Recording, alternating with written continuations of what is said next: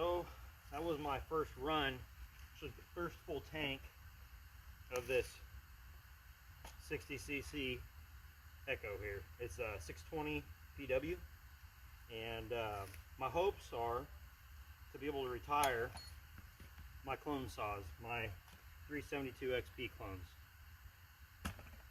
I've cut quite a bit of wood with them, but they're a little bit finicky. I'm going to make a video later about why you might want to move away from them, or why you might want to buy them. There's some really good things about them, and then there's some tough things, some bad things, some frustrating things. But overall, good strong saw. I think you'll see in the video, this runs very, very well. They're both 24-inch bars and chains. Same chain, however, it's the same Husqvarna chain, but this one actually has quite a bit more use in it.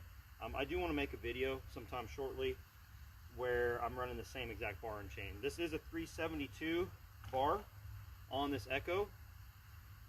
There's a little bit of slop in those bar studs. I'm going to make some sort of shim so I can use all the Husky large mount bars.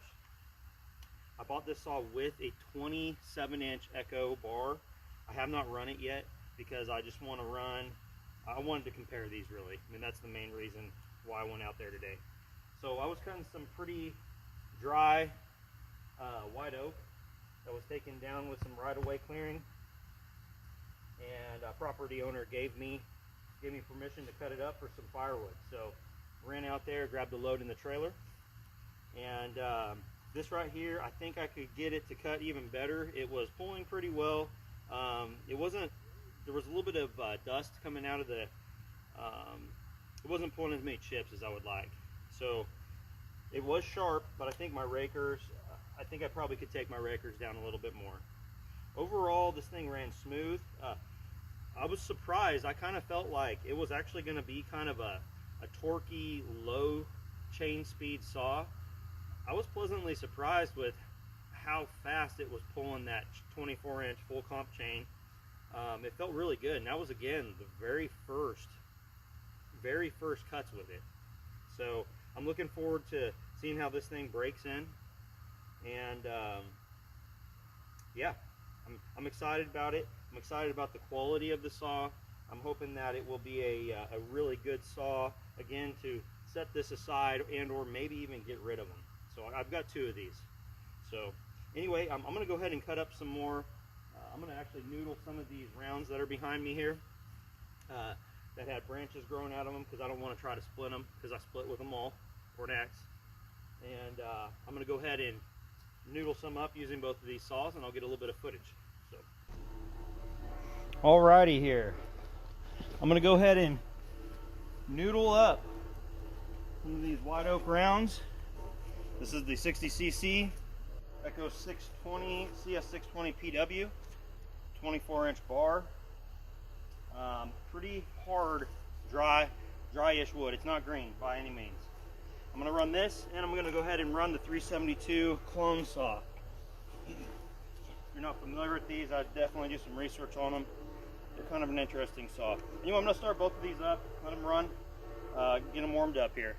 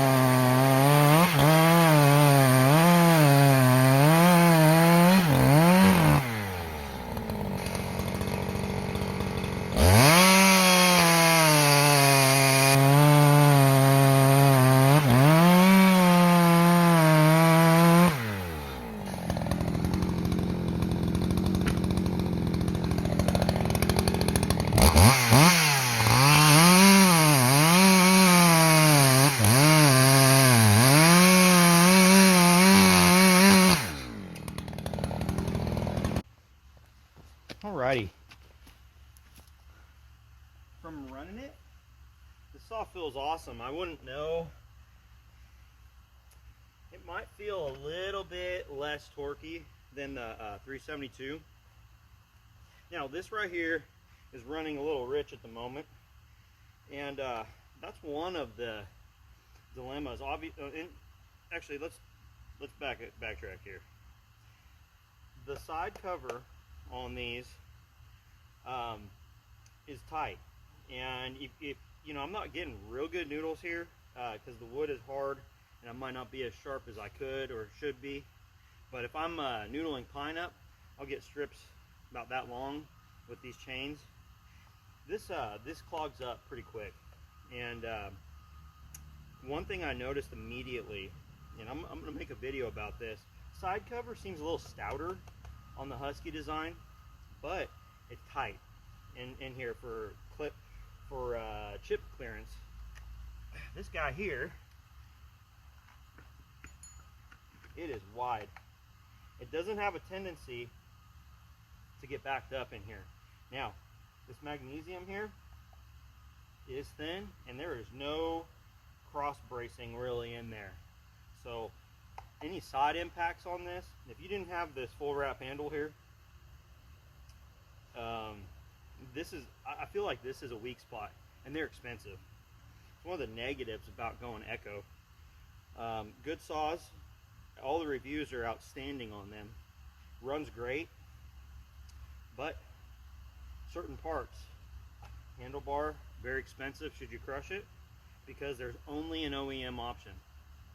And not only that, the OEM option is pretty expensive. If you were to buy an OEM 562 XP or 572 XP, more than likely in the long run there will be an aftermarket and non-OEM aftermarket parts availability on a lot of stuff: side covers, handles, top covers, filters, all kinds of stuff. So if you were to damage the saw, the Husqvarna or steel stuff is going to have an aftermarket available, and you can take an old beat up saw, make it usable again for affordable.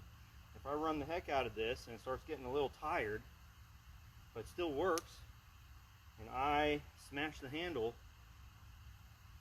there will be more than likely no aftermarket handle for it. Now, because there's a bunch of 590s sold, and seems like there's more and more 620s getting out there, maybe they'll show up. But as of right now, there isn't. And you know, you're going to be relying upon parts saws, and people are pretty proud of the prices on them things, no matter what it is. Recoil, starters, everything. So anyway, this saw runs great. Honestly, I'm pretty happy with it. This is I haven't messed with the carburetor at all. It's still got the limiters in it from the dealership.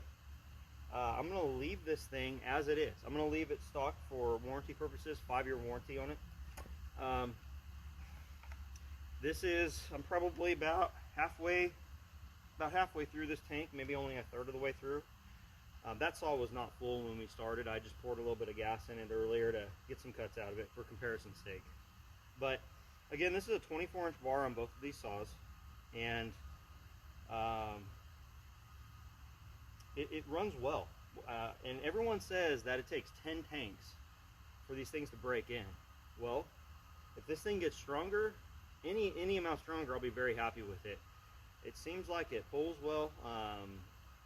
Great firewood saw. I'm excited to fall with this. I'm so excited to have a handle in this orientation, so that way you can get yourself in a safe position when you're cutting trees. It's just another option. Plus, like I mentioned, this side cover might be a tad bit fragile in my opinion. This is going to offer a little bit of protection for it, I should say. Now, I don't really want to damage this either, because these are like 150 bucks for the bars. You know, I can get a bar for that for $20. So that's some of the positives and negatives. But I plan on making another video kind of explaining my take on what those saws are good for. There's a lot of people that talk about that out there, but I've used mine quite a bit. I have my own experiences. I'm very frugal. So hence, that's why I have this. One of the primary reasons why I have this over a 562 XP or a 572 XP. So anyway, thanks for watching. Guys, if you could go ahead and make a comment about anything I said. If you disagree, if you agree, if you want to tell me anything about how the saws are running, anything, any input at all, leave a comment.